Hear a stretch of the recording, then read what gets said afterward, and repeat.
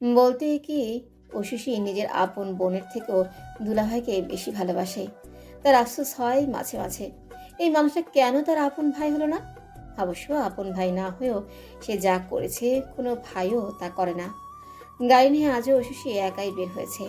প্রথমে ভার্সিটি পথে এগোলেও হঠাৎ করে মন বদলে গেল। গাড়ি ঘুরিয়ে যেতে লাগলো গাজীপুরের দিকে। মিসেস সিমলা খুবই আশাহত বোধ করছেন।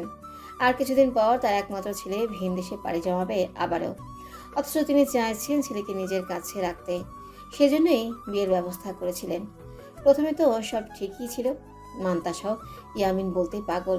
তাহলে হঠাৎ করে কি এমন হলো যে সে কান্নাকাটি করে বিয়ে ভেঙে দিল? সে বলেছিল ওই ইয়ামিনের নাকি গার্লফ্রেন্ড আছে। সেই মেয়েকে নাকি তার চোখের সামনেই ইয়ামিন চুমু দিয়েছে। ব্যাপারটা ইয়ামিনকে জিজ্ঞেস করতেই সে পুরোপুরি অস্বীকার করলো। তাছাড়া এমন কিছু হলে কি মিসেস সিমলা নিচে জানতেন না? কই, ইয়ামিন তো তাকে কখনো কিছু বলেনি। মান্তাসা তাহলে মিথ্যে অভিযোগ কেন দিচ্ছে তার ছেলের নামে? তবে যা হয় ভালোর জন্যই হয়। বিয়ের পাত্রী হচ্ছে পাবলিক বাসের মতো, প্রথমটা গেলে পরটা আসবে। সিমলা দ্বিতীয় আরেকজনকেও ঠিক করে ফেলেছেন।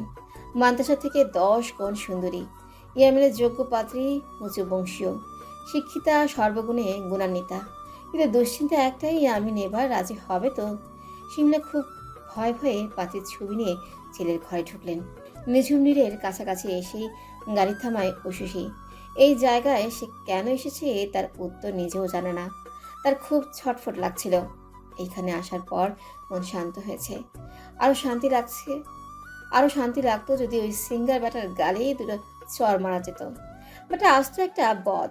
2 দিন ধরে ঐশীর মাথায় একদম জেকে বসে আছে। কারণে অকারণে ঐশীকে বিরক্ত কারণে অকারণে ঐশী বিরক্ত হচ্ছে। সে কিছুতেই ভুলতে পারছে না কথাগুলো। কানের কাছে ধ্রিম ধ্রিম করে বেজেই যাচ্ছে। কারণ ভালোবাসি। তুমি আমার রং তোলের একমাত্র চিত্ররূপসী। উফ! ঐশী নিজের কান চেপে ধরে। সে আর ভাবতেই চায় না। রাতে সে ঘুমাতেও পারছে না। দুঃস্বপ্ন দেখে ঘুম ভেঙে যাচ্ছে। সবচেয়ে বড় সমস্যা হলো ব্যাপারটা কারোর সাথে শেয়ার করা যাচ্ছে না। কেউ বিশ্বাসই করবে না। যুথি তো হেসেই উড়িয়ে দিয়েছিল। ঐশী নিজের গালে হাত রেখে স্বগোক্তি করে। Hate you Yamin Ibrahim. আমার সাথে অসভ্যতার শাস্তি আপনাকে পেতে হবে। Mind it. ইয়ামিন ঠোঁট উল্টে ছবিটির দিকে চেয়ে থাকে কতক্ষণ। চশমা পরিহিত একটি মেয়েকে দেখা যাচ্ছে। গায়ের রং ধবধবে ফর্সা হওয়ায় চোখে নিচের কালো দাগ নজরে পড়ছে। ইয়ামিনের সুন্দরী নারী মুখের লোভ নেই। সে মায়ের ভদ্র ছেলে। মা যদি তার জন্য রূপকথার রাক্ষসীকেও তুলে আনে, তাও সে অনায়াসে বিয়ে করতে রাজি হয়ে যাবে। কারণ মাকে সে কষ্ট দিতে চায় না। ছোট থেকে এই পর্যন্ত সে কখনো মায়ের কথা শুনেনি। সবসময় নিজের মর্জি মতোই চলেছে। কাউকে তোয়াক্কাই করেনি। সিমলাও ছেলেকে পূর্ণ স্বাধীনতা দিয়েছে। এছাড়া উপায়ও ছিল না। কিন্তু ইয়ামিন এখন বুঝতে পারে মা তার জন্য জীবনে কত ইম্পর্টেন্ট। সে শপথ নিয়েছে তার মায়ের অবাধ্য হবে না। সিমলা আগ্রহ নিয়ে বললেন, বাবা বিশ্বাস কর, এই মেয়েটাই তোর জন্য পারফেক্ট। ডাক্তারি পড়ছে, এমবিবিএস দিয়েছে, রেজাল্ট আউট হলেই এমডিতে ভর্তি হয়ে যাবে। উফ, আমার তো ভাবতেই খুশি লাগছে যে ডাক্তার বৌমা পাবো। ইয়ামিন মায়ের পাগলামি দেখে হাসল। এক হাতে মাকে জড়িয়ে ধরে বলল, তোমার খুশিতেই আমার খুশি, মা। ছেলের সম্মতি পেয়ে মিসেস সিমলার আনন্দ যেন আর ধরে না। তিনি আপ্লুত গলায় বললেন, আমার লক্ষ্মী সোনা, আজকে আমি তোদের অ্যাপয়েন্টমেন্ট ফিক্স করছি। দাঁড়া, মেয়ে তো পড়াশোনা নিয়ে খুব ব্যস্ত, বাসায় মনে হয় আসতে চাইবে না। রেস্টুরেন্টে দেখা কর। এই না বললে এমবিবিএ পাশ করেছে, পরীক্ষার পরেও আবার পড়াশোনা নিয়ে কিসের ব্যস্ততা? আরে, ডাক্তারদের কি পড়াশোনার কোনো শেষ আছে? দাঁড়া, আমি ফোন করে দেখছি। মেয়েটির নাম ফাবিহা। ফাবিহার সাথে ইয়ামিনের অ্যাপয়েন্টমেন্ট ফিক্সড হয় লাঞ্চ আওয়ারে। সে দুপুরে 1টায় বাড়ি থেকে বের হয়। অনমকে বলেছিল গাড়ি বের করে রাখতে। অনম জানায় নিচে সে গাড়ি নিয়ে অপেক্ষা করছে। ইয়ামিন মোবাইল স্ক্রল করতে করতে মেন গেট পার হয়ে সামনে যেই গাড়ি পায় সেটাতেই উঠে পড়ে। সাথে সাথে ঐশী তার শীত দ্বারায় শীতল স্রোত অনুভব করলো। আয়ুষী চালে সুইটের সাথে হেলান দিয়ে বসেছিল সে। কফি রঙের শার্ট, কালো জিন্স, চোখে সানগ্লাস, হাতে ব্র্যান্ডের ঘড়ি আর গায়ে পারফিউমের সুবাস মাখা ইয়ামিনকে দেখে মেরুদণ্ড শটান হয়ে যায় তার। ইয়ামিন নির্বিকার চিত্তে বলল, এখান থেকে উত্তরা যেতে কতক্ষণ সময় লাগবে? প্রশ্নটা করেই সামনে তাকাতেই সে হকচকিয়ে যায়। সামনে আয়নায় দেখতে পায় একটা কোমল মুখশ্রী, বড় বড় দুটি কাজল কালো চোখ তার দিকে নির্নিমেষ চেয়ে আছে। ঐশীর গায়ে হলুদ চুড়িদার, খোলা চুল পিঠময় ছড়ানো, কানে ঝুমকো, মুখে হালকা সাজ, কপালে ছোট্ট টিপ। তাকে দেখতেই বরাবরের মতো খুব অ্যাস্থেটিক লাগছে। ইয়ামিনের কথা বন্ধ হয়ে যায়, চোখের পলক থেমে যায়, কিছু সময় নীরবতা বয়ে যায়। হঠাৎ ইয়ামিন হতভম্ব স্বরে প্রশ্ন ছুড়ল, আপনি এখানে কি করছেন? ঐশী বিন্দুমাত্র বিচলিত না হয়ে আয়নার দিকে চেয়ে স্পষ্ট গলায় বলল, এই প্রশ্নটা তো আমার করার কথা, আপনি আমার গাড়িতে কি করছেন? ইয়ামিন এদিক ওদিক তাকে বুঝতে পারলো গাড়িটা তার নয়। একটু অপ্রস্তুত হয়ে বলল, ও সরি, পর মুহূর্তে আবারও বিস্ময় নিয়ে শুধালো। কিন্তু আপনি আমার বাড়ির সামনে কি করছেন? ঐশী পর্যদুস্ত হামতামতা করে বলল, এখান দিয়ে যাচ্ছিলাম আমি, আমার একটা আত্মীয়ের বাসায় এদিকে। ইয়ামিন তার বিব্রত মুখ পরক করে ভ্রু নাচিয়ে বলল, কিন্তু আপনি তো থেমেছিলেন, তাও একদম আমার বাড়ির গেটের সামনে। ঐশী আয়না থেকে চোখ সরিয়ে নিল। ইয়ামিনের তীক্ষ্ণ প্রশ্নবাণে জর্জরিত হয়ে বলল, আমার কপাল এতই খারাপ যে এই জায়গাতে এসে ব্রেকটা থেমেছে। কি করব আমি? তাই নাকি? দেখি তাহলে। এই কথা বলেই ইয়ামিন গাড়ি থেকে নেমে সামনে এলো। ঐশীর দিকে ঝুঁকে তাকে সরতে ইশারা করলো। সে আগে অনেকটা সরে গিয়েছিল, এবার আরেকটু সরতে ইয়ামিন ফট করে তার ড্রাইভিং সিটে বসে পড়ল। আরে কি করছেন? দেখছি আপনার ব্রেকে কি সমস্যা। ঐশী বিমূঢ় হয়ে বলল। এই কথা বলেই গাড়ি স্টার্ট দিতে লাগলো সে। ঐশী তেজ নিয়ে বলল, দেখতে হবে না, আপনি কি মেকানিক নাকি? মেকানিক না হলেও অ্যাটলিস্ট বেসিকটা তো বুঝবো। তার কথা শেষ হওয়ার আগে গাড়ি অনুগতিতে চলতে শুরু করলো। ঐশী মুখ ফ্যাকাশে রূপ ধারণ করলো। ইয়ামিন দুই চোখ বড় করে অবাক হওয়ার ভঙ্গিতে বলল, আরে বাহ, গাড়ি তো ফুল স্পিডে চলছে, আমি হাত লাগাতে সেরে গেল নাকি? ঐশী তীক্ষ্ণ চোখে তাকালো। ইয়ামিন স্টিয়ারিং ঘুরিয়ে ড্রাইভিং শুরু করেছে। হঠাৎ সে খেকিয়ে উঠল। কোথায় নিয়ে যাচ্ছেন আমায়? আমার গাড়ি থেকে নামুন। ইয়ামিনের ফোন বেজে উঠল। সে ঐশীর কথা জবাব না দিয়ে ফোন রিসিভ করলো। হ্যালো। ওই পাশ থেকে অনম বলল, স্যার, আমি নিচে দাঁড়িয়ে আছি, আপনি কখন নামবেন? তোমার আর দাঁড়ানোর প্রয়োজন নেই, চলে যাও অনম, আমি বেরিয়ে গেছি। কিন্তু স্যার, আমি তো দেখলাম না। ইয়ামিন ফোন রেখে দিল। ঐশী রাগে তীব্র আওয়াজে বলল, আপনি কি আমার সাথে মজা নিচ্ছেন? এক্ষুনি গাড়ি থামান, নইলে কিন্তু আমি চিৎকার করবো। আপনাকে পুলিশে দিব, আমি বলে দিলাম। ইয়ামিন তার শার্টের বোতাম খুলে বলল, দেখুন কি অবস্থা করেছেন আমার, পুলিশে তো আপনাকে দেওয়া উচিত। ঐশী দেখলো উজ্জ্বল ত্বকে কাজের দাগ গাঢ় হয়ে ফুটে আছে, গরম কফি ছুঁড়ে মারার ফল। সে রোষ নিয়ে বলল, এটা তো খুবই সামান্য। আপনি আমার সাথে যেটা করেছেন সেজন্য যে আমি এখন আপনাকে খুন করে ফেলিনি, সেটাই আপনার ভাগ্য। কেন, আমি কি অপরাধ করেছি? ভালোবাসার কথা বলে নিশ্চয়ই অপরাধ না? আপনি কি কখনো কাউকে ভালোবাসেনি মিস? এখনো তো আপনার নামটাই জানা হলো না। ঐশী চমকে তাকালো। ভালোবাসা শব্দটা শুনেই পুনরায় চোয়াল শক্ত হয়ে এলো তার। চোখে মুখে রক্তিম আভা। কিছুক্ষণ নিশ্চুপ থেকে বলে উঠল, লামিয়া ইমরোজ। বাহ, সুন্দর নাম, ইমরোজ। ছোট্ট করে কি ডাকা যায়? রোজ। অবশ্য আপনি রোজের মতোই বিউটিফুল। আপাতমস্তক জ্বলে উঠল ঐশীর। রাগে কটমটে দৃষ্টিতে বলল, লজ্জা করে না ফ্লার্ট করতে? আপনার মতো একজন গ্রেট সিঙ্গার র্যান্ডমলি মেয়েদের সাথে ফ্লার্ট করে বেড়ায়, ব্যাপারটা কতটা লজ্জাজনক বুঝতে পারছেন আপনি? ছি। ইয়ামিন বিনয়ী ভঙ্গিতে বলল, দেখুন, আপনি আমার উপর রেগে গেছেন সেটা বুঝতে পারছি, কিন্তু আমি মোটেও ইন্টেনশনালি আপনার সাথে ওই দিন মিসবিহেভটা করিনি। তাহলে কেন করেছেন?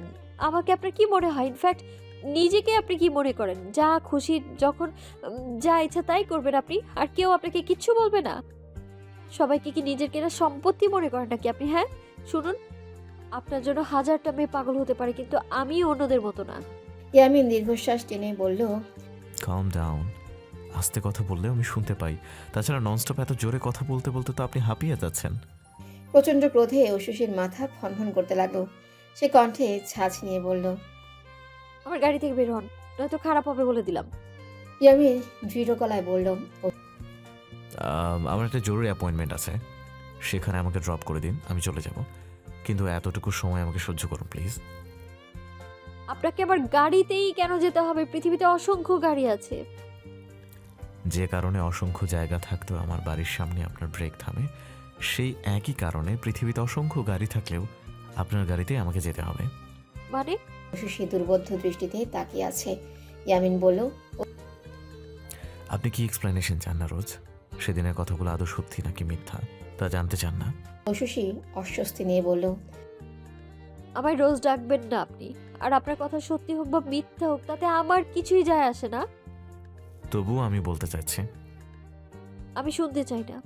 ঐশী নিজের কান চেপে ধরল। ইয়ামিন তোয়াক্কা না করে বলতে লাগলো মান্তাসার ঘটনা। ঐশী সবকিছু শোনার পর চোখ ছোট করে শুধালো। আমি কেন এইসব বিশ্বাস করবো? এগুলো যে সত্যি তার প্রমাণ কি? তাহলে আপনি কি বিশ্বাস করতে চাইছেন? এগুলো সব মিথ্যা আর আমি আপনাকে ভালোবাসি, এটাই সত্যি? ঐশী থতমত খেল। ইয়ামিন হেসে ফেলল। সরি, কিন্তু এটাই সত্যি। অ্যান্ড থ্যাংক গড যে আপনি সেদিন এসেছিলেন, নয়তো আমি অনেক বড় বিপদে পড়তে যাচ্ছিলাম। আর মায়ের কথা অগ্রাহ্য করাও সম্ভব ছিল না। ঐশী তাচ্ছিল্য স্বরে বলল। আপনাকে দেখে একদম বোঝা যায় না যে আপনি এমন মামাস ভয় টাইপ ছেলে। তারপর একটু থেমে পুনরায় বলল। কিন্তু আপনি আমার পেন্টিং কেন এঁকেছেন সেটা এক্সপ্লেনেশন এখনো দিতে পারেননি আপনি। ইয়ামিন ভ্রু কুঁচকে বলল। ওটা আপনার কেন? ওটা আপনার পেন্টিং হতে যাবে কেন? নিজেকে এত প্রেশাস কেন ভাবছেন? ঐশী হতবিহ্বল হলো। লোকটা কি তাকে কোনোভাবে অপমান করার চেষ্টা করছে? হঠাৎ গাড়ি থামালো একটা উঁচু ভবনের সামনে। ইয়ামিন দীর্ঘশ্বাস ছেড়ে বলল। ওটা আপনি ছিলেন না, আমার কল্পনার কেউ ছিল, যার বাস্তবে আসলে কোনো অস্তিত্বই নেই। আর যদি কোনোভাবে আপনার সাথে মিলেই যায় তাহলে পুরো ব্যাপারটা কোইন্সিডেন্ট। সেজন্য আমি সরি। যাই হোক, আমার গন্তব্যে এসে গেছে। Thanks for the lift. Yamin নেমে যাওয়ার সময় দেখলো গাড়ির কাছের সামনে ছোট্ট ট্রি প্ল্যান্টে ঐশীর আইডি কার্ড ঝুলছে। লামিয়া ইমরোজ, জাহাঙ্গীরনগর বিশ্ববিদ্যালয়, কেমিস্ট্রি ডিপার্টমেন্ট। ইয়ামিন কিছুক্ষণ কার্ডের দিকে চেয়ে থেকে বলল। আসি, বাই। ঐশী কোনো কথাই বলে না। ইয়ামিন গাড়ি থেকে নেমে যায়। বিশাল বড় একটা রেস্টুরেন্টের সামনে, খুব নিরিবিলি ধরনের। এমন জায়গায় কিসের জরুরি অ্যাপয়েন্টমেন্ট? কোনো সেলিব্রিটি আসেনি তো? কৌতূহল দমাতে না পেরে ঐশীও নামে। একটু 7-5 ভেবে ভেতরে ঢুকে কয়েকজন ওয়েটার তাকে ওয়েলকাম জানায়, বসার জন্য সুন্দর জায়গা দেখিয়ে দেয়। কিন্তু ঐশী বসে না। সে আশেপাশে চোখ বুলিয়ে দোতলায় চলে যায়। ইয়ামিনকে সেখানেই পাওয়া যায়। কোনো একটা সোফায় আংশি ভঙ্গিতে বসে আছে, মুখে মাস্ক, চোখে সানগ্লাস। এসব নিশ্চয়ই নিরাপত্তার জন্য, নয়তো ভক্তরা এসে ঘিরে ধরবে। তার সাথে একটা মেয়েকেও দেখা যায়। মেয়েটির গায়ে নীল কুর্তি, গলায় সাদা স্কার্ফ, চোখে চশমা, বেশ স্মার্ট দেখতে। দুজন দূরত্ব বজায় রেখে বসে আছে, কিন্তু মেয়েটার মুখ দেখে মনে হলেও একটু লজ্জা পাচ্ছে। ঐশী বুঝতে বেশি সময় লাগে না ইয়ামিন ইব্রাহিম ডেটিংয়ে এসেছেন। ও মাই গড, ব্যাপারটা যদি কোনোভাবে ফাঁস করা যায় তাহলে কেমন হবে? লুকিয়ে লুকিয়ে ডেট করছেন ইয়ামিন ইব্রাহিম। সেই রকম রসালো সংবাদ সোশ্যাল মিডিয়া তোলপাড় করার জন্য যথেষ্ট। ঐশী লুকিয়ে ঝটপট কয়টা ছবি তুলে নেয়। তার মধ্যে অদ্ভুত উত্তেজনা কাজ করছে। এবার সে প্রতিশোধ নিতে পারবে। কিন্তু ঐশী জানে না মজার ছলে সে যে কাজটি করতে যাচ্ছে তার জন্যই একদিন বিরাট আফসোস করতে হবে তাকে। কোলাহলপূর্ণ দুপুরবেলা, রোদের উত্তাপে খড়খড়ে হয়ে আছে পিচঢালা কংক্রিটের রাস্তা। ইয়ামিন একটা রেকর্ডিং শেষ করে বাড়ি ফিরছিল। সামনের মেজায় ভিড় মানুষের। আশেপাশে কোনো উৎসব চলছে নাকি? বেশিরভাগ রমণীদের শাড়ি পরে হাঁটতে দেখা যাচ্ছে। হঠাৎ একটা জায়গায় নজর আটকে যায়। ইয়ামিন ড্রাইভারের উদ্দেশ্যে বলল। গাড়ি থামাও। হইচইয়ের মধ্যে গাড়ি থামতেই ইয়ামিন মুখে মাস্ক লাগিয়ে দ্রুত বের হয়। উদ্গ্রীব চোখে এদিক সেদিক খুঁজতে থাকে কাঙ্ক্ষিত মুখটি। তাকে খুব চিন্তিত দেখায়। এদিকে মুখে মাস্ক থাকা সত্ত্বেও মানুষটাকে চিনে ফেলেছে। একদম চিৎকার করে উঠল। নিমিষেই ভিড় জমে যায় রাস্তায়। অনম একা হাতে সামলাতে পারে না পাবলিককে। বাধ্য হয়ে কয়েকজনকে সেলফি আর অটোগ্রাফ দিতেই হয়। তারপর গাড়িতে উঠে রীতিমতো পালিয়ে আসে তারা। অনম ধকল সামনে প্রশ্ন করলো। স্যার, আপনি এমন ক্রাউডের মধ্যে কেন নামতে গেলেন? ইয়ামিন বলতে পারে না, সিটে মাথা এলিয়ে চুপ করে থাকে। তার মনে হয়েছিল সে ঐশীকে দেখেছে, কিন্তু তাকে খুঁজে না পেয়ে হতাশ লাগছে। কেন লাগছে? নিঝুম নিরে গাড়ি প্রবেশ করতেই দারোয়ান গেট খুলে দেয়। লম্বা করে সালাম দেয়। ইয়ামিন কালো কাজ নামিয়ে ইশারায় তাকে ডাকে। কাচুমাচু ভঙ্গিতে এগিয়ে আসে দারোয়ান। আজকে কেউ এসেছিল? দারোয়ান কিছু বুঝতে না পেরে পাল্টা প্রশ্ন করলো। কে আসবে স্যার? ইয়ামিন ইতস্তত মুখে জানতে চাইলেও কোনো মেয়ে? দারোয়ান একটু অবাক হয়, ভেবেচিন্তে উত্তর দেয়। স্যার বুঝতে পারছি না, কোন মেয়ে? ওই তো দুবার যে এসেছিল। দারুণ বোকার মতো তাকিয়ে থাকে। অনম তাদের মাঝে বাঁ হাত ঝুঁকিয়ে বলল। ওই কর্নারের ম্যাডামের কথা বলছেন নাকি স্যার? ইয়ামিন চোখ ছোট ছোট করে তাকালো। পেইন্টিংয়ের ম্যাডাম মানে? অনম একটু লাজুক হেসে হাত দিয়ে স্কোয়ার শেপ দেখিয়ে বলল। যার পেইন্টিং একে আপনি দেওয়ালে ঝুলিয়ে রেখেছেন, সিলেটের সেই ম্যাডাম। ইয়ামিনের দৃষ্টি গরম হয়ে আসে। অনম থেমে যায়, মলিন মুখে বলে। Sorry sir. পার্কিংয়ের কাছে গাড়ি থামে। ইয়ামিন ভেতরে ঢুকে যায়। ঘরে গিয়ে এসিটা ছেড়ে একটু বসতেই শিমলা কফি নিয়ে হাজির হন। ইয়ামিন মৃদু হেসে বলল। মা এসো। শিমলা স্নেহমাখা কণ্ঠে বললেন। তোর জন্য আজকে মালাই কোফতা রান্না করেছি, সাথে নারিকেলি পোলাও। ইয়ামিন অভিযোগের স্বরে বলল। প্রতিদিনে রিচ ফুড খাওয়াচ্ছ মা, এসব কি স্বাস্থ্যের জন্য ভালো? মায়ের আদরের কথা না ভেবে তুই স্বাস্থ্য নিয়ে চিন্তা করছিস? কি হবে এত ফিট থেকে? তাছাড়া একটু স্বাস্থ্য না হলে ভালোও লাগে না। একে তো লম্বা, তার উপর এমন রোগা হয়েছিস যে দেখতে বাঁশের মতন লাগে। তোর বয়সী ছেলেরা কত নাদুস নুদুস হয়। ইয়ামিন হেসে বলল। তুমি কি আমাকে ভুঁড়ি বানানোর পরামর্শ দিচ্ছ মা? শিমলা দম্ভপূর্ণ কণ্ঠে বললেন। আমার ছেলেকে ভুঁড়িসহ হ্যান্ডসাম লাগবে। কফিটা নে। ইয়ামিন কফিতে চুমুক দিতেই শিমলা আগ্রহ করে বললেন। ফায়া ফোন করেছিল, ও বাড়িতে আসতে চায়। তুই কখন ফ্রি আছিস?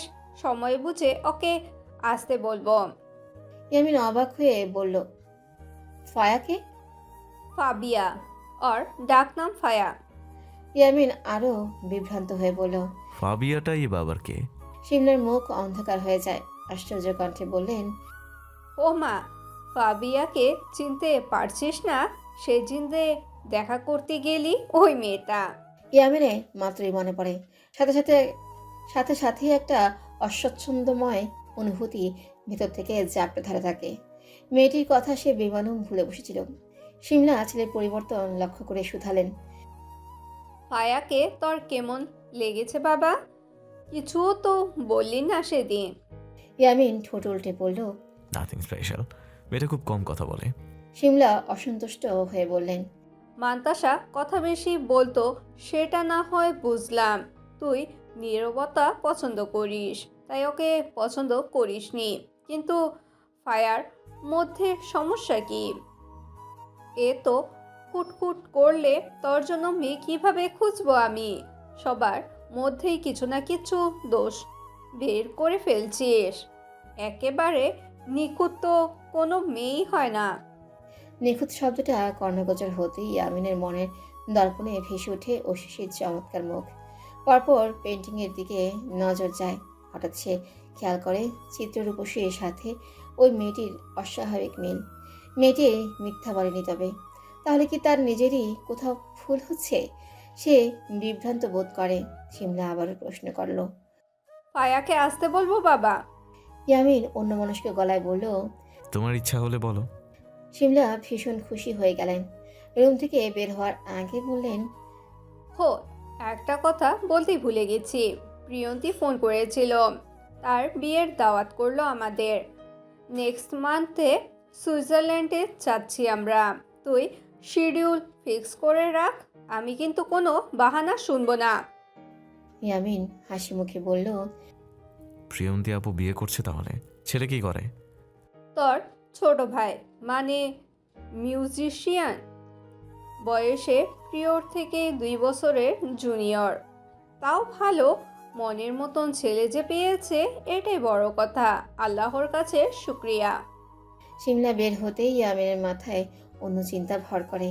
প্রিয়ন্তীর বিয়ে মানে তো সেখানে উষ্ণতা মিস আর তৃষানও থাকবে, যেহেতু প্রিয়ন্তীর সম্পর্কে তৃষানের সৎ বোন, আর তাদের মধ্যে সম্পর্ক বেশ ভালো, তাহলে তো বিরাট সমস্যা হয়ে যায়। 9 বছর আগে ইয়ামিন উষ্ণতাকে কথা দিয়েছিল যতদিন বেঁচে থাকবে জীবনে কখনো তার মুখোমুখি হবে না, সে নিজের কথা রাখবে। তাই সুইজারল্যান্ড সে যাবে না। সন্ধ্যা থেকে টিপ টিপ বৃষ্টি হচ্ছে। এই বৃষ্টি শীত নামানোর বৃষ্টি। দুপুরে উত্তপ্ত পরিবেশ সন্ধে ক্ষণাতেই হিমরূপ ধারণ করেছে। তৃষান অফিস থেকে ফিরেছে বড় লাল গোলাপের বুকেট নিয়ে, সাথে কিছু চকলেট, ফুল। মায়ের জন্য চকলেট, ছেলের জন্য উষ্ণতা সারাদিন ফোন ধরেনি। ভাগ্য সুপ্রসন্ন হলে লাল গোলাপের তোড়া দেখি তার রাগ কমে যাওয়ার কথা। তৃষান এর মধ্যে একটা ছোট্ট নোটও লিখেছে, যা খুবই ব্যক্তিগত। কালো রঙের কাগজে সাদা কালিতে লেখা। আর হবে না জান। এতে জানালায় হেলান দিয়ে বৃষ্টি দেখছে। ও শিশির ঘরের জানালাটা বেশ বড়, বাইরে তাকালেই খোলা আকাশ আর প্রাকৃতিক সৌন্দর্য নজরে পড়ে। বৃষ্টির কারণে একটা স্নিগ্ধ গন্ধ ছড়িয়ে আছে পরিবেশে, যা মন ভালো করার জন্যই যথেষ্ট। কিন্তু জ্যোতির মন ভালো নেই, তার রাগে রীতিমতো কান্না পাচ্ছে। ও শিশির সেদিকে চেয়ে মহা বিরক্তি নিয়ে বলল, আচ্ছা, তোর সমস্যাটা কোথায় জুথি? এরকম সিলি মেটার নিয়ে তুই ড্রামা করছিস? প্রীতি বলল। বিরহে শুকিয়ে যাচ্ছে বেচারি। জ্যোতি মুখ গোমড়া করে বলল, এইটা কোনো কথা হলো? রাজপুত্রের মতো ছেলেটা, সে কিনা ডেট করছে এক চুন্নির সাথে। ও শিশির হেসে ফেললো, এবার চোখ বড় বড় করে বলল, ইয়ামিন ইব্রাহিম যদি মিস ওয়ার্ল্ডের সাথেও ডেট করে তবুও তো তোর কাছে তাকে চুন্নির মতো লাগবে। জ্যোতি ঠোঁট উল্টে বলল, ঠিকই বলেছিস, তার পাশে আমি কাউকে সহ্য করতে পারবো না, নেভার। আর এই মেয়েটাকে তো একদমই না। ও মোবাইলে ইতিমধ্যে সবাই ছবিগুলো দেখে নিয়েছে। ইয়ামিনের মুখ তেমন স্পষ্ট নয়, তবে তার শারীরিক গঠন আর চোখ দুটো দেখে নিঃসন্দেহে চিনে ফেলা যায়। ফাবিহার মুখ পুরোপুরি স্পষ্ট, যদিও জ্যোতির ভাষায় সে চুন্নি, কিন্তু প্রীতি বলল, মেয়েটা ভালোই দেখতে। শম্পা দ্বিমত পোষণ করলো।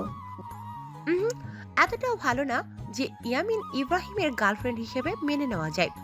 অবশ্য আমার মনে হয় এখানে কোনো ঘাপলা আছে। ওরা এত দূরে বসে আছে কেন? প্রেম করলে তো মানুষ ক্লোজলি বসে, তাই না? জ্যোতি উৎফুল্ল কণ্ঠে বলল, এক্স্যাক্টলি, তার মানে এটা ওর প্রেমিকা নয়, আল্লাহ বাঁচিয়েছে। ওশুষি ধমক মেরে বলল, চুপ কর। ওরা কি পাবলিক রেস্টুরেন্টেও সাপটা চাপটি করবে নাকি আজব? আমি নিশ্চিত ওরা ডেট করেছে। মেয়েটার মুখের হাসি দেখেছিস? জ্যোতি আক্ষেপ নিয়ে বলল, হাসবেই তো, হাজারো মেয়ের ক্রাশকে পটিয়ে প্রেম করছে, এখন তো তারই হাসার সময়। ওশুষি ফিস ফিস করে বলল, আমি একটা ট্রাস্টেড সোর্স খুঁজছি যে এই ব্যাপারটা নিয়ে নিউজ করতে পারবে। আমি চাই নিউজটা রাতারাতি ভাইরাল হোক। এই শম্পা তোর আপুর দুলাভাইটা সাংবাদিক। শম্পা রেগে বলল, আপুর দুলাভাই না, আমার দুলাভাই, আপুর হাজবেন্ড। উপস্থিত সবাই হেসে ফেল। ওশুষি বলল, আই মিস্টেক, তোর দুলাভাই। তিনি কি এই ছবিগুলো নিয়ে নিউজ করতে পারবে? আমি কথা বলে দেখব, তুই ছবিগুলো আমাকে দিয়ে রাখ। জ্যোতি মন খারাপ করে বলল, কাজটা কি ঠিক হচ্ছে অশু? ইয়ামিন ইব্রাহিম তোকে বিশ্বাস করেছিল বলে তোর গাড়িতে উঠেছে, আর তুই এভাবে পেছন থেকে বেচারার পিঠে ছুরি বসাবি? লোকটা আমাদের কিভাবে অপমান করলো ভুলে গেছিস তুই? প্রথমে আমাদের বাড়িতে ঢুকতে দেয়নি, দ্বিতীয়বার অসভ্যের মতো আবার কিস করেছে। জ্যোতি মুখ গোছ করে বলল, সব কিছুর পেছনেই তো লজিক ছিল। তুই কি অপরিচিত কাউকে বাড়িতে ঢুকতে দিবি? আর সেকেন্ড কাজটা উনি করেছিলেন মাকে কষ্ট না দিয়ে বিয়ে ভাঙার জন্য। অবশ্য তোর জায়গায় যদি উনি আমাকে ভালোবাসি বলে কেস করতেন, আমি তো খুশিতে হার্ট অ্যাটাক করতাম। এই জন্যই তোকে করেনি। প্রীতি টিপ্পনি কাটল। ওশুষি হেসে বলল, এই ঘটনা ভাইরাল হলে ইয়ামিন ইব্রাহিমের তেমন ক্ষতি হবে না, বরং আমি একটু শান্তি পাবো। প্লিজ আমাকে এই শান্তিটা পেতে দে। দরজা ঠেলে ভেতরে ঢুকলো তৃষ্ণা। মিষ্টি গলায় ডাকলো। প্রীতি নাক কুচকে শুধালো, এন্ড জিনিসটা কি? ওশুষি বলল, আমি শিখিয়েছি, খালামণি ডাকলে কেমন জানি বুড়ি বুড়ি লাগে নিজেকে, আর আন্টি ডাকটাও ঠিক তেমন পছন্দ হয়নি আমার। তাই স্মার্টলি অ্যান্ডস, এদিকে আয় বাবা, আমার কাছে বস। তৃষ্ণা একদম ঐশীর কোলের উপরে উঠে বসলো। ঐশী বলল, কিরে পটলা, তোকে চকলেট কে দিয়েছে? পাপা, আমি পাপায় মাম্মামের ঘরে কি দেখেছি জানো? জ্যোতি গালে হাত রেখে আদরে গলায় বলল, কি দেখেছো তুমি? তৃষ্ণার চোখে দুষ্টুমি, ঠোঁট টিপে হেসে বলল, পাপা মাম্মামকে পাপ্পি দিচ্ছিল। আমাকে দেখে পাপা ধমক দিয়ে বলেছে, এখানে কি, যাও। আমি চলে আসার ভান করে আবার ওকে দিয়েছি। তখন দেখি পাপা মামামকে জড়িয়ে ধরেছে। আর ঐশী এই পর্যায়ে তৃষ্ণার মুখ চেপে ধরল। শম্পা উচ্চ গলায় বলল, ওরে বিচ্ছুরে, আর বলিস না, পাকটা হচ্ছে দিন দিন।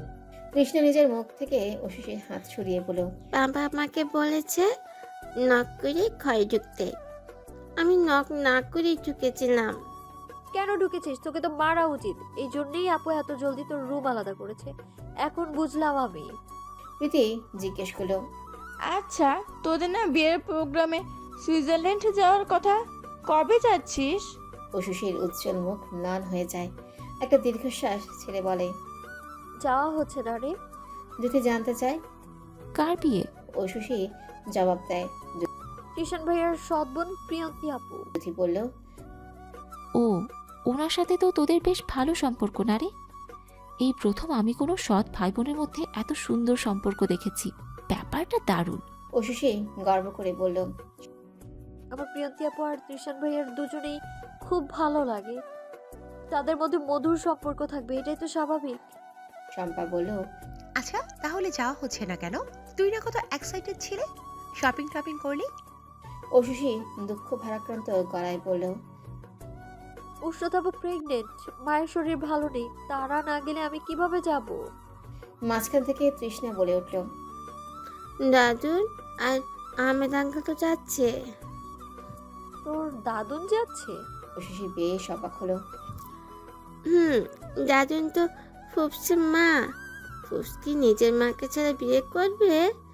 তুমি কি নানাকে ছাড়া বিয়ে করবে?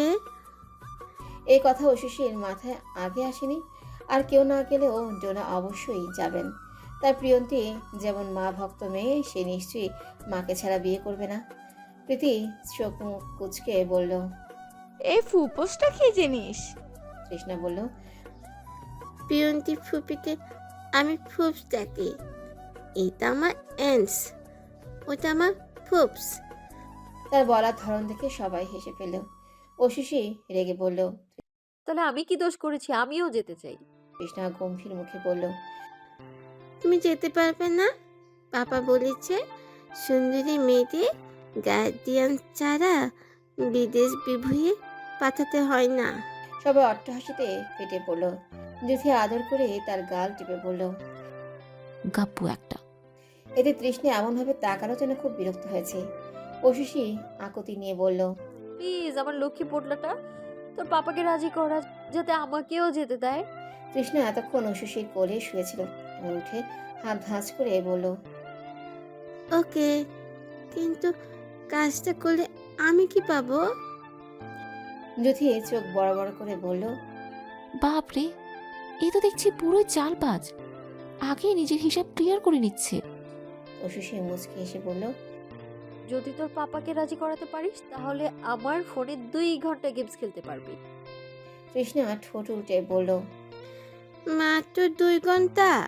ঐশী তার গাল টিপে বলল, আচ্ছা ঠিক আছে, 3 ঘন্টা খেলিস টাব্বু। শুধু গেমস খেলতে দিলে হবে না, আমাকেও সুইজারল্যান্ড নিতে হবে। ঐশী পিলে চমকে উঠল। পাগল, এতদূর তোর মা তোকে যেতে দিবে? দিবে না, কারণ আমাকে ওখানে দেখা কেউ নেই। আমার 3 বেলা খাবার খেতে মনে থাকে না, কেউ গল্প না শোনালে ঘুম আসে না। মামাম না থাকলে এসব কে করবে? সেটাই তো, কে করবে? তুমি তুমি যদি বলো এইসব তুমি করবে, তাহলে পাপাও তোমাকে যেতে দিবে। মানে আমি না গেলে তোমারও যাওয়া হচ্ছে না। যদি আমি যাই, তাহলে আমাকে দেখে রাখার জন্য আয়া হিসেবে তুমিও যেতে পারবে। পাপাকে রাজি করানো ইজি হবে। বলো, ডিল ফাইনাল? তৃষ্ণা হ্যান্ডশেকের জন্য হাত বাড়িয়ে দিল। তার ভাব দেখে মনে হলো কোনো অভিজ্ঞ ব্যবসায়ী গাম্ভীর্য নিয়ে ক্লায়েন্টের সাথে লেনদেন করছে। অশুষি তার যুক্তি শুনে নির্বাক হয়ে বলল,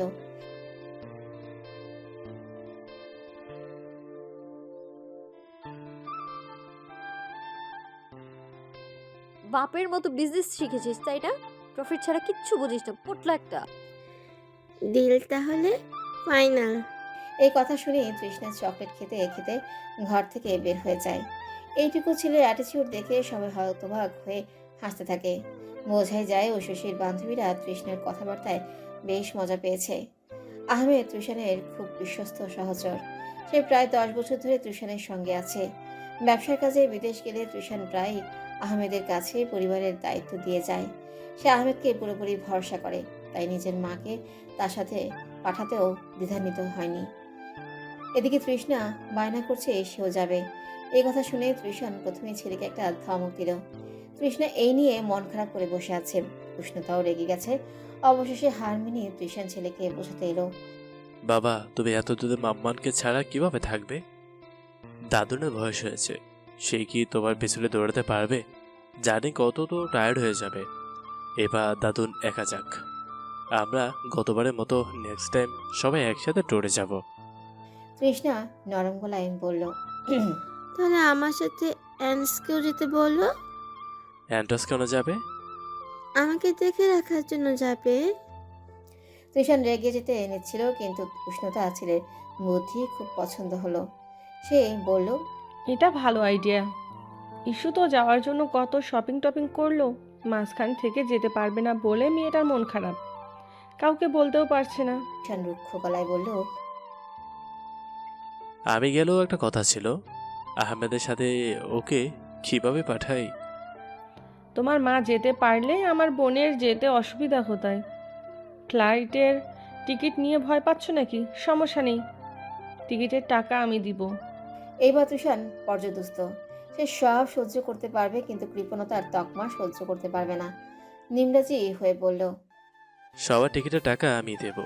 ওষু যেতে চাইলে যাবে, কিন্তু ছেলের কিছু হলে পরে আমাকে দোষ দিতে পারবে না। আমার ছেলের কিছুই হবে না, সবাই ওকে দেখে রাখবে। তাছাড়া আমার লায়ন একাই 100, তাই না বাবা? তৃষ্ণা খুশি হয়ে মাকে জড়িয়ে ধরে বলল, ইউ আর দ্য বেস্ট মাম্মা।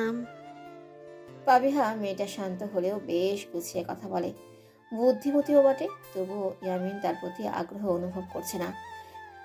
এটিকে জানার বা চেনার কোনো উৎসাহ তার মধ্যে নেই। পাবিহা দেয়ালের দিকে চেয়ে বলল,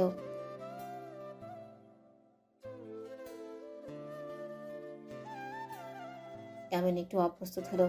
সে হ্যাঁ বললে যদি পাবিহা নিজের পোর্ট্রেট এঁকে দেওয়ার অনুরোধ করে। আপাতত সেই ইচ্ছে তার নেই, তাই বলল, না, এখনো এতটা দক্ষ হয়নি। পাবিহা ইয়ামিনের কথা শুনে অবাক হয়। যে এত সুন্দর পেন্টিং আঁকতে পারে সে দক্ষ নয়, এটা কেমন কথা?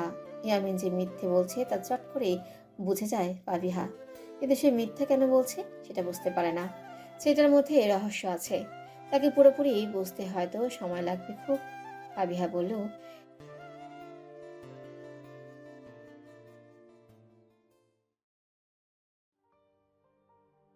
ইয়ামিন মৃদু হাসল। পাবিহা ভায়োলিনের দিকে চেয়ে বলল,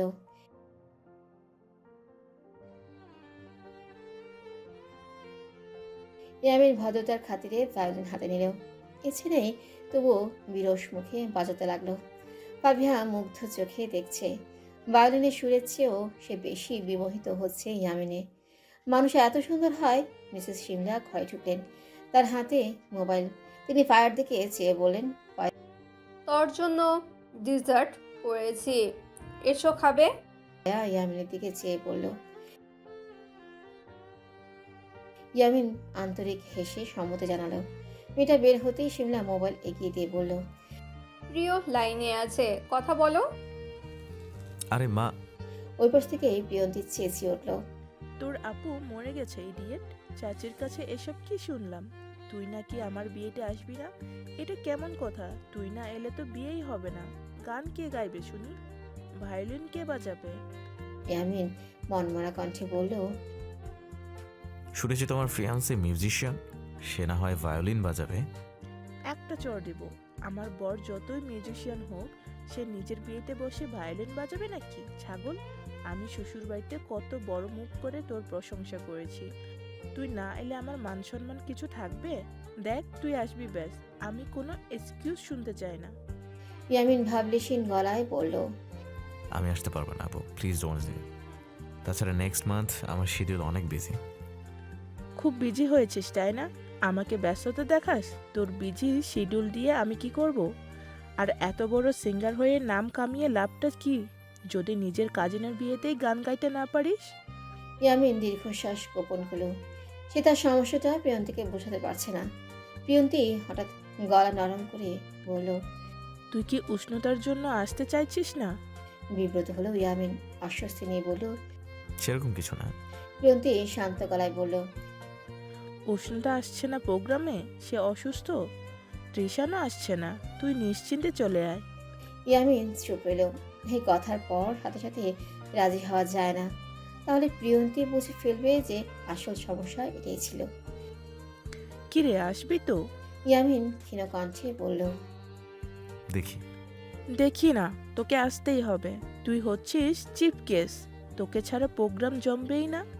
আজকে ভার্সিটি ফাংশনে ও শশী নীল শাড়ি পরেছে। তাকে নীল রঙে বরাবরই খুব মানায়। মায়ের ভাষায় নীল শাড়ি পরলেই তাকে লাগে নীল অপরাজিতা ফুল। ও শশী সেজে গুজে মঞ্চে উঠেছে। সে রবীন্দ্রনাথের একটা কবিতা আবৃত্তি করেছে। তার কবিতা শুনে অভিভূত হয়েছে শ্রোতারা। ইদানিং গান কবিতার প্রতি খুব ঝোঁক তৈরি হয়েছে তার। কারণে অকারণে হারমোনিয়াম নিয়ে বসে পড়ে। গুগল ঘেটে বিভিন্ন গানের লিরিক্স অনুশীলন করে। তার ভায়োলিন বাজানোরও শখ হয়েছে।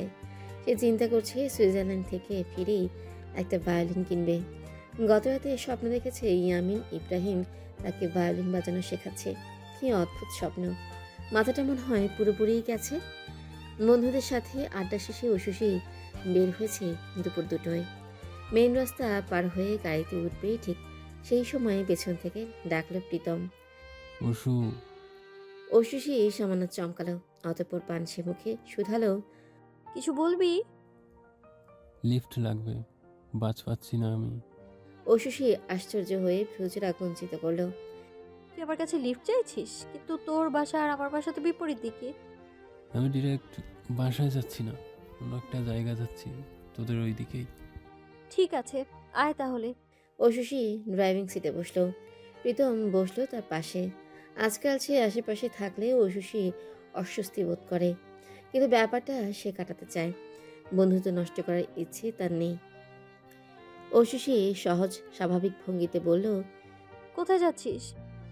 দুঃসম্পর্কে এক মামার বাসায়। শুনলাম তুই নাকি সুইজারল্যান্ড যাচ্ছিস। অশুষি হেসে মাথা নাড়ল। পৃথিবীর সবচেয়ে সুন্দর দেশ নাকি সুইজারল্যান্ড। 2 বছর আগেও একবার গিয়েছিলাম। সুন্দর তো বটেই, মনোমুগ্ধকর। কবে ফিরবি? বলতে পারছি না, কমপক্ষে 10-12 দিন তো লাগবেই। আর কেউ যাচ্ছে? আমি, তৃষ্ণা, ডোনান্টি আর আহমেদ ভাইও যাবে। তৃষান ভাই যেহেতু যাচ্ছে না, তাই বিশ্বাসযোগ্য কাউকে পাঠাচ্ছে আমাদের সাথে। ফ্লাইট কখন তোদের? কেন জানতে চাইছিস? ভাবছি তোকে বিদায় জানাতে এয়ারপোর্টে আসবো। দরকার নেই, তৃষান ভাইও থাকবে এয়ারপোর্টে। কথাটা বলার পর অশুষি কেমন বিব্রত হলো। আসলে সে প্রীতমের মুখোমুখি হতে চায় না খুব বেশি। আগে ঘন্টার পর ঘন্টা অবিরাম গল্প করতো তারা, অথচ এখন কত মেপে মেপে কথা বলতে হয়। প্রীতমের অনুভূতি জানার পর থেকে অশুষির মধ্যে একটা অপরাধবোধ তৈরি হয়েছে। প্রীতম কিছুক্ষণ চুপ থেকে বলল, রাখ এখানে। অশুষি বিস্ময় নিয়ে বলল, কেন? মাঝ রাস্তায় নেমে কি করবি? এখানেই নামবো আমি। অশুষি গাড়ি থামিয়ে দিল। প্রীতম বের হওয়ার আগে বলল, আমি নিজেকে তৈরি করবো অশু। যতদিন না তোর যোগ্য হতে পারছি, ততদিন তোর সামনে আর আসবো না। ভালো থাকিস। প্রীতম বের হয়ে যায়। অশুষি কিছু বলতে পারে না। হঠাৎ শব্দটা গলার কাছে জমাট বেঁধে যায়। কেমন একটা বিষণ্ণ বোধ আঁকড়ে ধরে ভেতর থেকে। প্রীতম কি ভাবছে? সে যোগ্যতার কথা কেন বলল? আর্থিকভাবে অশুষিদের অবস্থান উচ্চবিত্ত, আর প্রীতম মধ্যবিত্ত বলেই কি হীনমন্যতায় ভুগছে? ভাবছে সামাজিক অবস্থানে পার্থক্যের কারণে ঐশী তার প্রেম প্রত্যাখ্যান করছে। কিন্তু সত্যিটা হলো ঐশী মন থেকে কখনো প্রীতমের জন্য ভালোবাসা অনুভব করেনি। মিসেস সিমলা সুইজারল্যান্ড পাঠিয়ে প্যারিসে চলে গেছে। মিসেস সিমলাকে সুইজারল্যান্ড পাঠিয়ে প্যারিসে চলে এসেছে ইয়ামিন। এখানে তার গুরুত্বপূর্ণ কাজ আছে। যাবতীয় সব কাজকর্ম সেরে একেবারে বিয়ের আগের দিন উপস্থিত হবে সুইজারল্যান্ডে। আপাতত সুপারস্টার ইউভান শেখের সাথে 3 দিন যাবৎ একটা রেডিসনে অবস্থান করছে। ইউভান শেখের নতুন মুভি কিছু গানের দৃশ্যের শুটিং হবে প্যারিসে। অতঃপর তারা সুইজারল্যান্ডেও যাবে, সেখানে হবে সিনেমার শুটিং। ইয়ামিন সেই মুভির গানে কণ্ঠ মেলাবে। তাছাড়া তার নিজেরও কয়েকটা প্রয়োজনীয় শ্যুট আছে সিনেমার। ডিরেক্টর আরমান জোহার এখনও উপস্থিত হননি বলেই শুটিং শুরু করা যাচ্ছে না। মিউজিক ডিরেক্টর আমল খান আজ সকালে প্যারিসে ল্যান্ড করবেন বলে কথা দিয়েছেন। ইয়ামিন খুবই সমস্যায় পড়ে গেছে। ইউভান শেখের মতো কঠোর রুটিন মেনে চলা মানুষ জীবনে খুব কমই দেখেছে সে। 10টার মধ্যে শুয়ে পড়বেন তিনি, সূর্যোদয়ের আগে বিছানা ছেড়ে উঠবেন। ভোরের মধ্যেই তিনি সমুদ্রে চলে যাবেন। শীতকাল হওয়ায় পানিতে নামছেন না। গরম হলেই 1.5 ঘন্টা সমুদ্রে সুইমিং করতেন। তার সঙ্গে পাশাপাশি রুমে থাকার সুবাদে একই নিয়ম অনুসরণ করতে হচ্ছে ইয়ামিনকেও। সে প্রতিদিন ভোরে 10 কিলোমিটার জগিং করে ক্লান্ত হয়ে যায়। জগিং সেরে ফিরে আবারও ওয়ার্কআউট করতে হয়। মনে মনে সে শান্তি অনুভব করছে এই ভেবে যে এখন গ্রীষ্মকাল নয়, তাহলে 1.5 ঘন্টা তাকে সুইমিংও করতে হতো। কি ভয়ঙ্কর ব্যাপার! ব্রেকফাস্টে তাদের খেতে হচ্ছে তেতো নিম পাতা আর পালং শাকের স্মুদি। দুপুরে সালাদ ছাড়া অন্য কিছু না। একটু চিকেন পাওয়া গেলেও সেটা বয়েলড, একেবারে স্বাদহীন। হালকা ব্ল্যাক পেপার মিশিয়ে খেতে হয়। ভদ্রতা খাতিরেই ইয়ামিন সব করছে যা সুপারস্টার করছেন। তিনি তার 40 বছরের জীবনে কখনো মদ খাননি। দেখতে এখনও তাকে 28 বছরের যুবক মনে হয়। তার ফিটনেস দেখে যে কেউ বয়স সম্পর্কে দ্বিধান্বিত হবে এবং একই সাথে ঈর্ষান্বিত হবে। ইয়ামিন সপ্তাহে অন্তত একবার মদ খেয়েই থাকে। সিগারেট তার প্রতিদিনের অভ্যাস। আজ 3 দিন ধরে সিগারেট খেতে না পারায় তার মন কিঞ্চিত বিক্ষিপ্ত। ঘড়িতে সকাল 8টা বাজছে। বিমান উড্ডয়নের উপযোগী সময় 9:15। তারা ইন্ডিগো এয়ারলাইন্স থেকে টিকিট কেটেছিল 1 মাস 15 দিন আগে।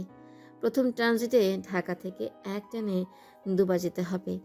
রাতে এয়ারপোর্টেই থাকতে হবে। তারপর পুনরায় যাত্রা শুরু হবে স্বপ্নের দেশ সুইজারল্যান্ডের উদ্দেশ্যে। ঐশী খুব উত্তেজনা বোধ করছে। তাদের এয়ারপোর্টে ছাড়তে সবাই এসেছে। ত্রিশান তার সহকর্মী আহমেদের সাথে 8 ঘন্টা যাবৎ কথা বলছে। কীভাবে কী করতে হবে সব কিছু বোঝাচ্ছে। তার চোখ মুখে কেমন একটা গোবেচারা ভাব। দেখেই বোঝা যাচ্ছে যে ব্যাপক দুশ্চিন্তায় আছে। নিজের মা, ছেলে আর সুন্দরী শালিকাকে অন্য কারো ভরসায় ছেড়ে দেওয়ার ব্যাপারে এখনও পুরোপুরি মানসিকভাবে প্রস্তুত নয় ত্রিশান। পারলে নিজেও টিকিট কেটে ফ্লাইটে চড়ে বসে, কিন্তু এখন সেই উপায় নেই বলে পারছে না। উষ্ণতা তৃষ্ণার সাথে সময় কাটাচ্ছে। তার একটু পরেই ছেলে থেকে আলাদা হতে হবে বলে তার মন খারাপ। একটু পরপর সে তার ছেলের কপালে গালে চুমু দিচ্ছে আর বলছে, একদম দুষ্টুমি করবে না আব্বু। এন্ডসকে জ্বালাবে না কিন্তু। দাদুনার এন্ডস যা বলবে তাই শুনবে। ওখানে অনেক ঠান্ডা, সব সময় সোয়েটার পরে থাকবে। অপ্রয়োজনের বাইরে যাবে না, আর ঠিকমতো খাওয়া দাওয়া করবে, মনে থাকবে? তৃষ্ণা মাথা নাড়ে। পর মুহূর্তেই আবারও জিজ্ঞেস করে, আমার বোন কখন আসবে মাম্মান? উষ্ণতা নিজের পেটে হাত রেখে বলল, এখনো অনেক দেরি। সে কি তোমাকে আমার মতো মামাম ডাকবে? হুম পাপাকে পাপা বলবে? বলবে, আর তোমাকে বলবে ভাইয়া। তৃষ্ণা কিছুক্ষণ চেয়ে থেকে বলল,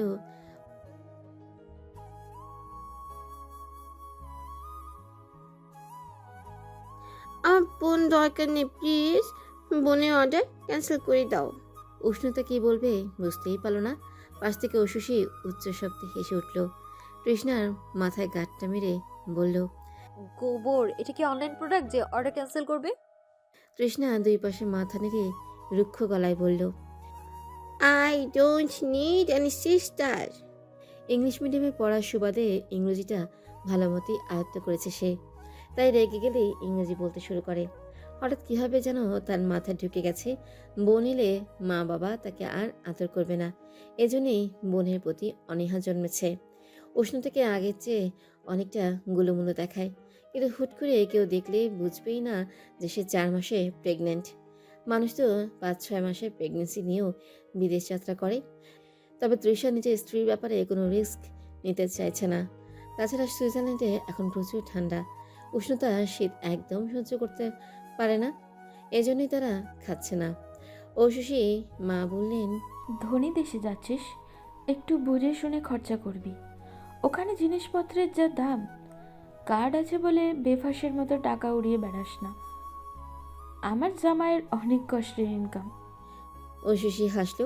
সে জানে না মা তাকে এসব কেন বলছেন। গতবার যখন তারা সুইজারল্যান্ড গিয়েছিল, ঐশী মাত্র 2 দিনেই সব টাকা পয়সা শেষ করে ফেলেছিল। তারপর বাকি দিনগুলো উদাস মুখে ঘুরে বেরিয়েছে। সেখানকার একটা আইসক্রিমের দামও 5 থেকে 6 সুইস ফ্রাঙ্ক, যা বাংলাদেশি টাকায় প্রায় 700 টাকার মতো। ভীষণ ধনী দেশ বলে কথা, সেখানে মন ভরে শপিং করতে গেলেও দেউলিয়া হতে হবে। 8:30টার মধ্যেই তারা বিমানে উঠে যায়। তৃষ্ণা তার আইপ্যাড বের করে গেমস খেলতে শুরু করে। সুইজারল্যান্ড যাওয়া উপলক্ষে বাবার থেকে বায়না ধরে একটা কিনেছে সে। এরপর তাকে আর পায়কে সারাক্ষণ আইপ্যাড নিয়েই এক ধ্যানে বসে থাকে। ঐশী বলল, এভাবে আইপ্যাড চালালে চোখে চশমা পড়তে হবে, তারপর তোর বোন এসে দেখবে তুই কানা, সে তোকে ডাকবে কানা ভাই বলে। বাবাও তো চশমা পরে, কই তাকে তো ফুপস কানা ভাই ডাকে না। এই ছেলের সাথে কথাই পারা যাবে না। মায়ের চোখে আড়াল হতেই পাকনামি শুরু, অথচ উষ্ণতা সামনে এমনভাবে কথা বলছিল যেন ভাজা মাছ উল্টে খেতেই জানে না। শিয়ানা একটা। ঐশী 2 হাতে তার গাল টিপে দিল। ডোনা বলল, প্রিয়কে একটা ফোন দিয়ে জানিয়ে দে যে আমরা ফ্ল্যাটে উঠেছি। ঐশী হেসে বলল, এখন ফোন ফ্লাইট মোডে রেখেছি ভালো আন্টি, ফোন দেওয়া যাবে না। অনলাইনেও না? ডেটা কানেক্ট না করতে পারলে অনলাইনে কিভাবে ফোন দিব? ও আচ্ছা। ঐশী সিট করেছে জানালার কাছে, তৃষ্ণা মাঝখানে, ডোনা তার পাশে। আহমেদ বসেছে তাদের থেকে একটু দূরে। ঐশী মাথা কাত করে বাইরে তাকালো। সাদা মেঘগুলো কুণ্ডলি পাকিয়ে ভেসে বেড়াচ্ছে, মনে প্রশান্তি এনে দেওয়ার মতো দৃশ্য। বৃত্তাকার জানালায় পাশে মাথা হেলিয়ে দীর্ঘশ্বাস ছাড়লো ঐশী। তার ঘুম ঘুম লাগছে। পৃথিবীর ছোট্ট একটি স্বর্গালোক সুইজারল্যান্ড। পশ্চিমে থুন হ্রদ আর পূর্বে ব্রেঞ্জ হ্রদের কোলে অবস্থিত সুইজারল্যান্ডের একটি আকর্ষণীয় শহর ইন্টারলেকেন।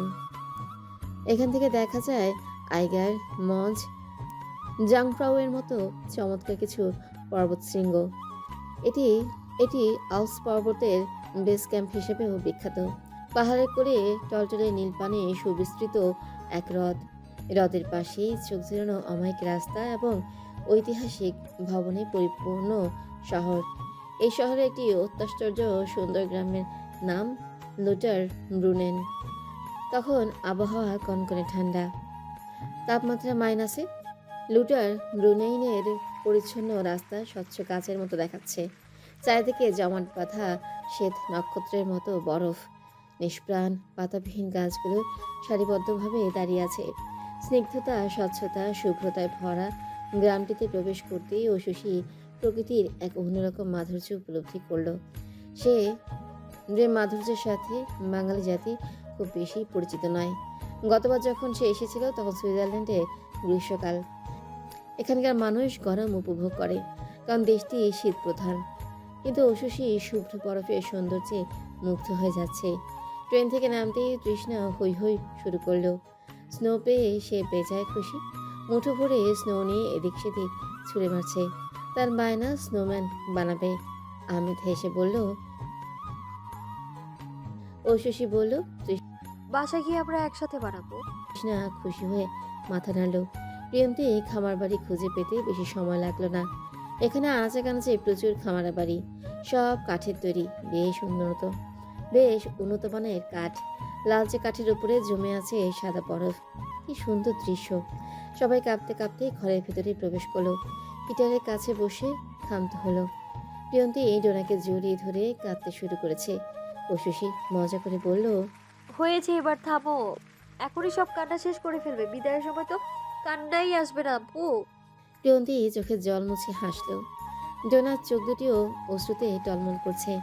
মা আর মেয়ের মিলন দৃশ্য দেখে দরজার কাছে দাঁড়িয়ে হেসে উঠলেন মিসেস সিমলাও। ঐশী চিনতে অসুবিধা হলো না। কয়েকবার ইনস্টাগ্রামে ভদ্রমহিলার ছবি দেখেছিল। প্রিয়ন্তী পরিচয় করালো। চাচি, এটা আমার ভাইয়ের ছেলে তৃষা। তৃষ্ণা নিজে থেকে হাত উঠিয়ে সালাম দিল। সিমলা মিষ্টি এসে সালামে উত্তর দিলেন। প্রিয়ন্তী বলল, আর এটা হচ্ছে উষসী, আমার ভাইয়ের শালিকা কম ছোট বোন বেশি। সিমলা অবাক দৃষ্টিতে শুধালেন। তুমি উষ্ণতার ছোট বোন? ঐশী মাথা নাড়ল। তিনি আরো বিস্ময় নিয়ে বললেন, সেই ছোট মেয়েটা কত বড় হয়ে গেছে এখন, মাশাআল্লাহ। কিসে পড়ো মা তুমি? ঐশী জবাব দিল। Honours first year. সিমলা অভিভূত হয়ে আবারও বললেন, মাশাআল্লাহ মাশাআল্লাহ। প্রিয়ন্তী বলল, চিনতে পেরেছো আমার চাচিকে? ওনার কিন্তু আরো একটা পরিচয় আছে, ইয়ামিন ইব্রাহিমের মা। ঐশী ঠোঁট ভরা হাসি নিয়ে বলল, প্রথম দেখাতেই চিনতে পেরেছি আপু, বিখ্যাত পুত্রের গর্বিত মা। সিমলা খিলখিল করে হেসে উঠলেন। ঐশী কিঞ্চিত আশ্চর্য হলো। এই বয়সেও কি সুন্দর করে হাসেন তিনি। চোখে মুখে ফুটফুটে কিশোরীর মতো উচ্ছলতা। মিসেস সিমলার সাথে ঐশীর ভালোই গল্প হলো। সব কিছু সুন্দর চলছিল, কিন্তু বিপত্তি ঘটল বিকেলবেলায়। তৃষ্ণা বায়না করছে স্কেটিংয়ে যাবে। সে স্কেট শুজ পর্যন্ত কিনে এনেছে। আপাতত তাকে বাইরে নিয়ে যাওয়ার মতো কেউ নেই। সবাই ক্লান্ত। এই ব্যাপারটা তৃষ্ণা বুঝতেই চাচ্ছে না। ঐশী বলল, এখন না বাবা, আমরা কালকে যাব প্লিজ। আজকে রেস্ট করো, তুমিও তো খুব টায়ার্ড। স্কেটিংয়ে যাব, স্কেটিংয়ে যাব। তৃষ্ণা একটা কথাই বারবার বলে যাচ্ছে। সে একবার জেদ শুরু করলে তৃষানের ধমক ছাড়া কেউ তাকে সামলাতেই পারে না। নিশ্চয়ই যাবে, স্নোফলে স্কেটিং ছাড়া জমে নাকি? পুরুষ কণ্ঠ শুনে ঐশী পেছনে ফিরতেই শির দ্বারায় শীতল স্রোত অনুভব করলো। শরীরে রক্ত গরম হয়ে উঠল তার। রিয়াসাত হাসি মুখে দাঁড়িয়ে আছে। তৃষ্ণা ঐশীর হাত ছেড়ে দৌড়ে ছুটে গেল তার কাছে। ঐশী তাকে থামাতেই পারল না। চোখ মুখ শক্ত করে তাকালো রিয়াসাতের দিকে। রিয়াসাত কোমল কণ্ঠে বলল, কেমন আছেন ম্যাডাম? আমাকে মনে পড়েছে? অবশ্য এত সহজে ভুলে যাওয়ার মতো সম্পর্ক তো আমাদের ছিল না।